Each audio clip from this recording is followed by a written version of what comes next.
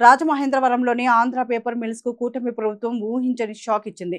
గతంలో ఈపీఎఫ్ చట్టం కింద ఇచ్చిన పీఎఫ్ మినహాయింపులను రద్దు చేస్తూ కార్మిక శాఖ ఉత్తర్వులు జారీ చేసింది. పీఎఫ్ నిబంధనల ఉల్లంఘనపై మార్చి 30న షోకాజ్ నోటీసులు ఇచ్చిన సంస్థ స్పందించకపోవడంతో ఈ నిర్ణయం తీసుకున్నారు. దీనివల్ల సొంతంగా పీఎఫ్ ట్రస్ట్ నిర్వహించుకునే వెసులుబాటును మిల్లు కోల్పోయింది. మరోవైపు కాలుష్య నియంత్రణపై 2 రోజుల క్రితమే డిప్యూటీ సీఎం పవన్ కళ్యాణ్ ఈ మిల్లుకు తీవ్ర హెచ్చరికలు జారీ చేశారు. పరిశ్రమ ప్రాంతాల్లో నీటి నమూనాలను పరీక్షిస్తే బయోకెమికల్ ఆక్సిజన్ డిమాండ్ పరిమితి కంటే 20% ఎక్కువగా నమోదైంది. వ్యర్థాలను శుద్ధి చేయకుండా వదలడం వల్ల జలచరాలు చనిపోవడంతో పాటు ప్రజల ఆరోగ్యం దెబ్బతింటోంది.